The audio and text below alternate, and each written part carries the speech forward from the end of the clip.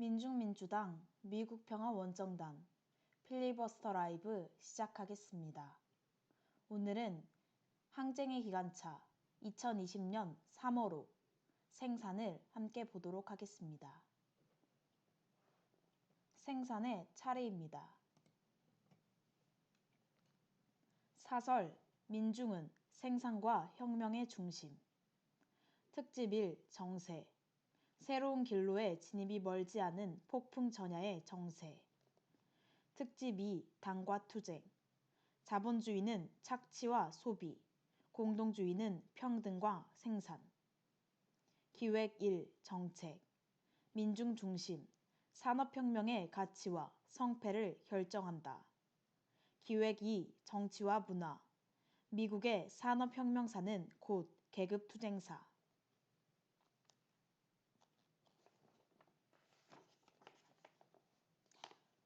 사설을 함께 보도록 하겠습니다. 사설. 민중은 생산과 혁명의 중심. 모든 것의 주인은 사람이다. 사회의 모든 것은 민중이 주인이고 민중을 위해 복무해야 한다. 사회 경제 발전의 가장 중요한 의의도 민중 생활 향상에 기여하는 데 있다. 경제의 2대 분야 중 하나인 공업은 생산의 주력이다. 경제는 산업이고 공업이며 생산이다. 21세기 경제혁명은 곧 산업과 공업과 생산에서 21세기에 맞게 민중 중심의 요구와 첨단 과학의 방법을 구현하는 것이 결정적이다. 민중을 위하고 민중에 의하며 첨단을 돌파하는 길에 성공의 비결이 있다. 북은 새세기 산업혁명을, 남은 4차 산업혁명을 진행하고 있다.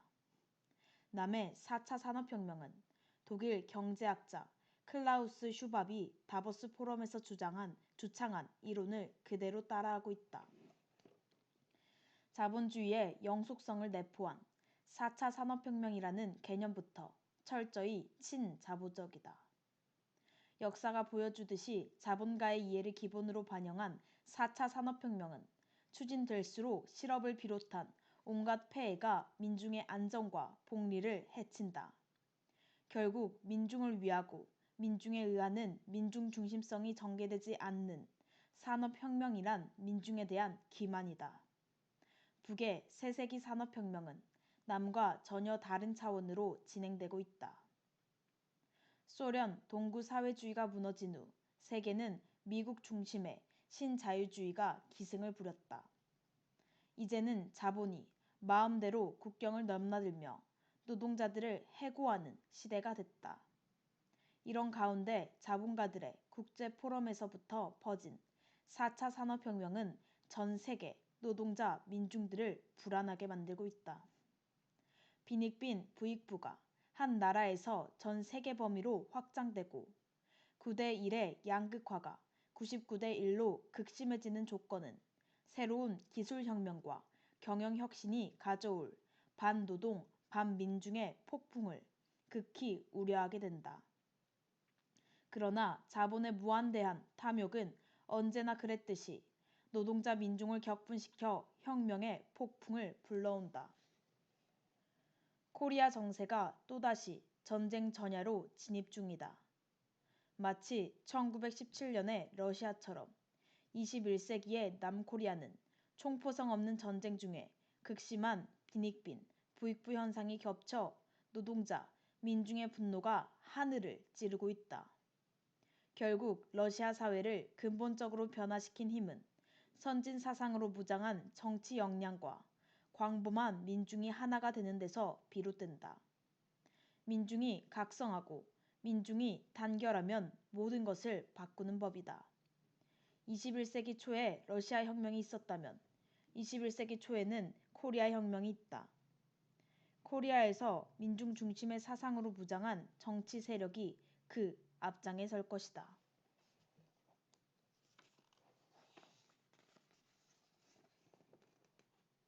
특집 정세입니다. 새로운 길로의 진입이 멀지 않은 폭풍 전야의 정세. 트럼프 대통령이 탄핵 정국에서 벗어났다.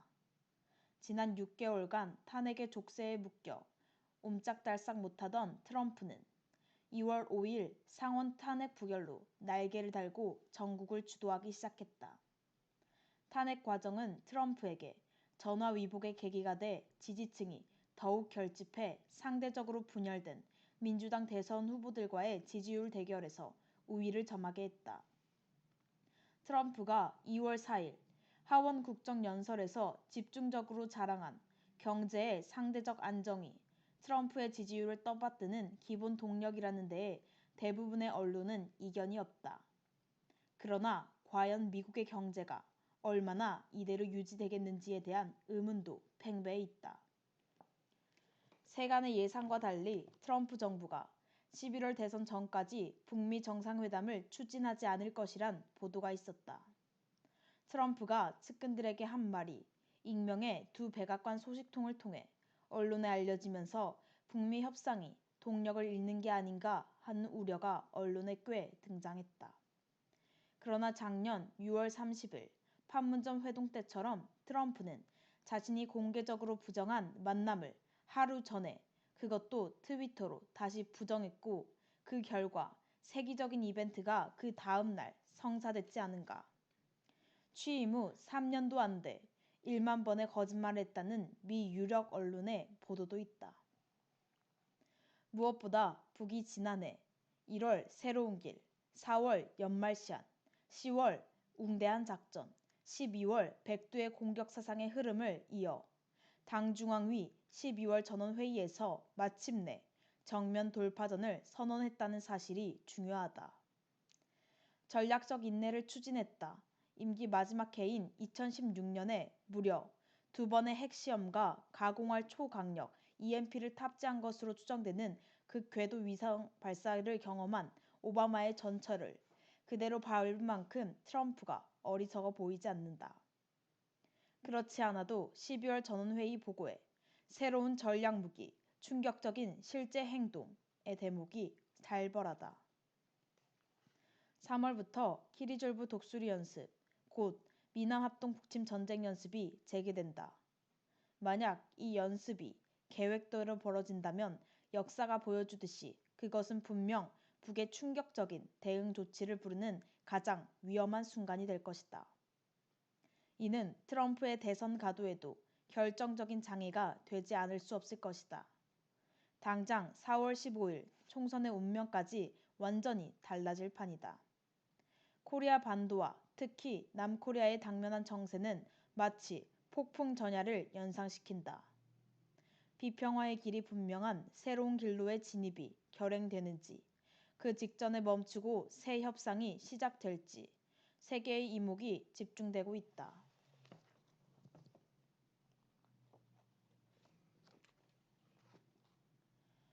세계를 놀라게 한 독감 수준의 코로나19. 코로나19로 세계가 비상이다. 중은 우한 지역에서 폐렴 증상을 보인 환자들의 질병을 1월 초 사스와 유사한 신종 코로나 바이러스로 지목했다. 2003년 사스나 2013년 메르스가 모두 폐렴과 유사한 증상을 보이는 호흡기 증후군이다.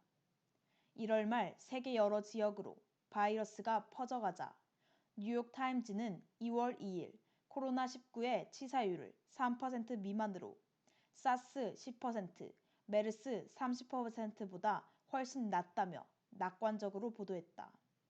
중의학 학술지에서는 코로나19의 치사율을 11에서 15%로 높게 봤다. 남정부는 4에서 5%대로 보고 있다. 치사율은 바이러스의 유전자 변이에 따라 달라진다. 세대기가 사스보다 짧아 전파력은 빠른 것으로 알려졌다. 주로는 우한 지역에 있던 중국인들이 해외의 다른 지역으로 이동하면서 전파된 것으로 보인다. 1월 중순 태국과 일에 확진자가 나타났으며 남의 확진자는 1월 19일 우한에서 들어온 중여성이었다.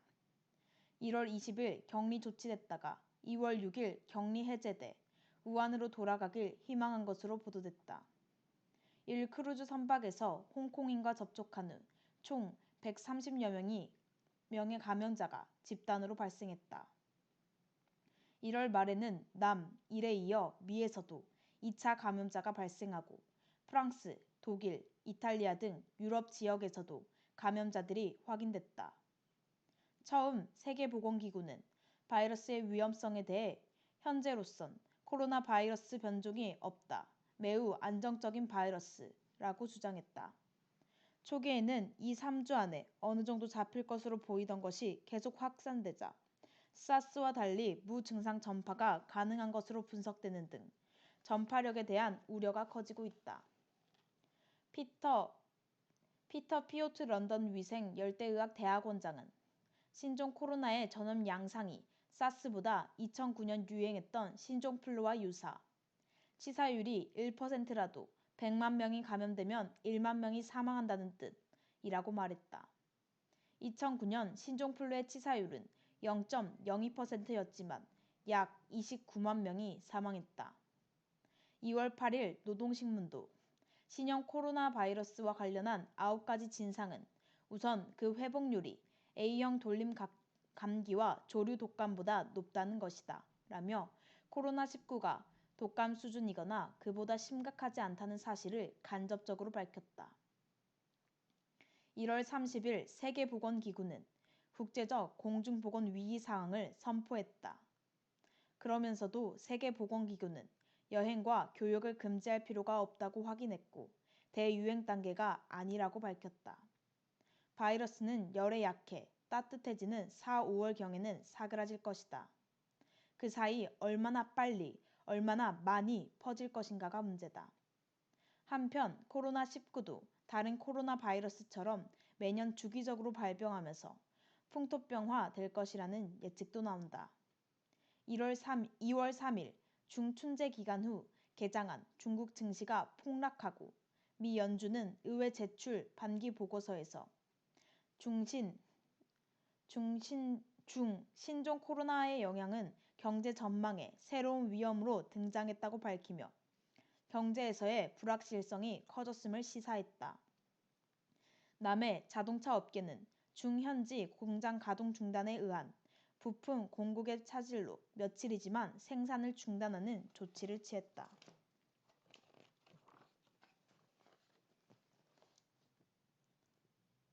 코로나19 사태에 배후는 없는가?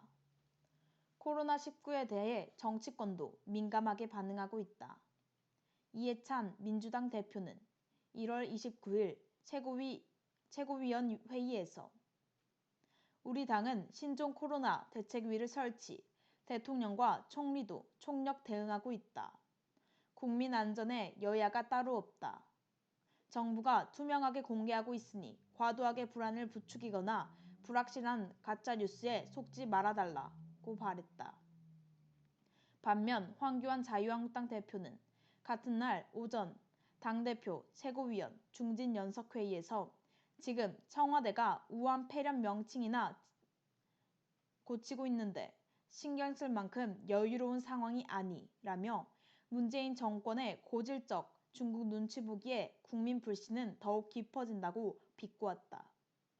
자유한국당은 우한 등 후베이 성에서 입국하거나 이곳을 경유한 중국인 등 외국인에 대해 입국 정지 조치를 할 수 있는 검역법 개정안을 발의하겠다고 밝혔다. 특유 명칭에서도 정부와 민주당의 신종 코로나 바이러스 명칭 사용에 대해 자유한국당은 상식에 반하게도 우한 폐렴을 고집했다. 중내에서 반 시진핑 여론은 노골적이다. 홍콩 사우스차이나 모닝포스트는 1월 27일 중 칭화대 법학교수 쉬장룬이 공적 논의가 이루어질 가능성은 완전히 봉쇄됐으며 이로 인해 사회의 조기 경보를 울릴 수 없었다.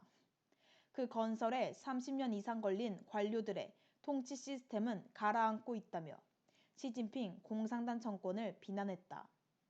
서방 언론은 코로나19의 확산을 경고했던 의사 리원양의 죽음을 보도하며 중정부의 위기를 부각했다. 대학 교수 등 중지식인들이 정부를 비난해 나서면서 시진핑 체계가 천안문 사태와 같은 위기를 맞을 수 있다는 경고도 나오고 있다.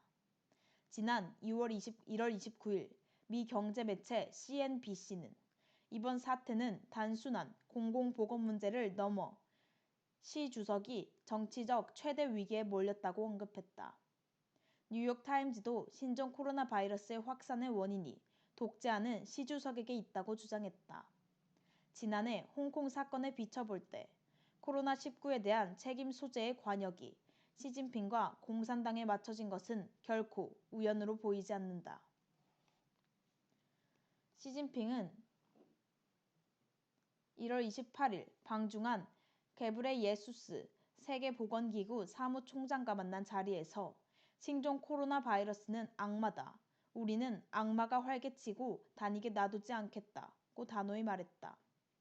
1월 25일 설 당일 중국 공산당 정치국 상무위원회의를 연 지 9일 만인 2월 3일 다시 회의를 열고 이번 전염병은 중국의 통치 시스템에 대한 중대한 시험이다.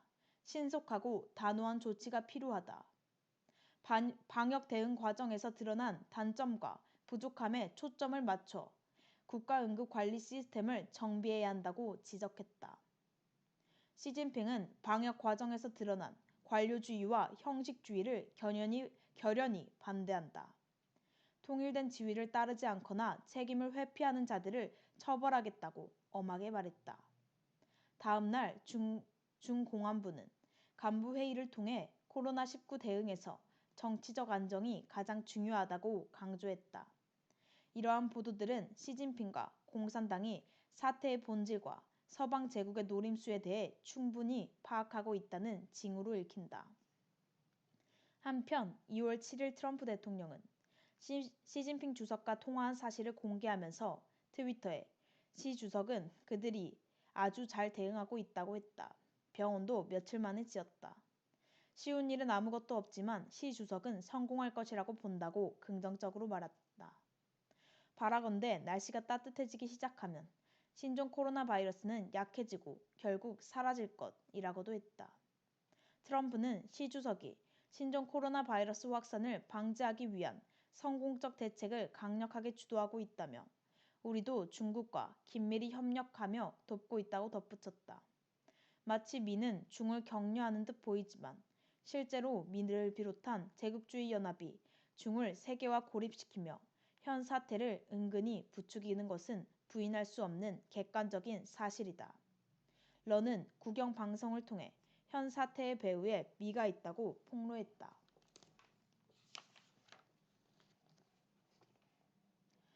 브렉시트를 둘러싼 불확실성 2단계로 2020년 1월 30일 23시 영국이 유럽연합을 공식 탈퇴했다.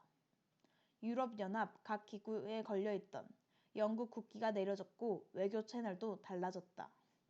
유럽 경제 공동체에 합류한 지 47년 만이자 국민 투표로 유럽연합을 탈퇴하기로 결정한 지 3년여 만이다. 그 사이 총리가 2번 바뀌고 결국 마지막까지도 존슨 정부에 대한 신임을 묻는 총선을 하지 않으면 안 됐다. 존슨 총리는 이날 오늘 밤 가장 중요한 말은 끝이 아니라 시작이라며 영국민들의 변화를 주문했지만 그 자신이 말했듯 이 나라를 하나로 만들어 앞으로 이끌어가는 것이라는 큰 과제에 직면해 있다. 브렉시트 찬성자들은 의회 광장 등 전역에서 파티를 열며 축하했다. 그러나 유럽연합의 잔류를 희망하는 스코틀랜드, 북 아일랜드, 웨일스 등에서는 브렉시트 반대 시위가 벌어졌다. 앞서 1월 29일 유럽의회는 유럽연합 탈퇴협정에 대한 본회의 표결을 진행하고 찬성 621표, 반대 49표, 기권 13표로 비준했다. 영국에 할당된 유럽의회 의석 73석이 사라지고 이 중 27석만 다른 회원국 의원들로 채워지게 된다.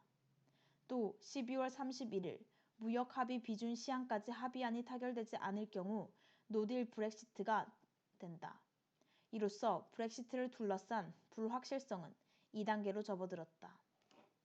12월 31일까지의 전환 기간이 종결될 때까지 통행의 자유를 비롯해 대부분의 유럽연합법은 유지되고 당분간 유럽연합 분담금도 내야 한다. 영국은 유럽연합이 캐나다와 맺은 자유무역협정에 맞춰 유럽연합과 영구적인 자유무역협정을 체결할 것을 목표로 하고 있다.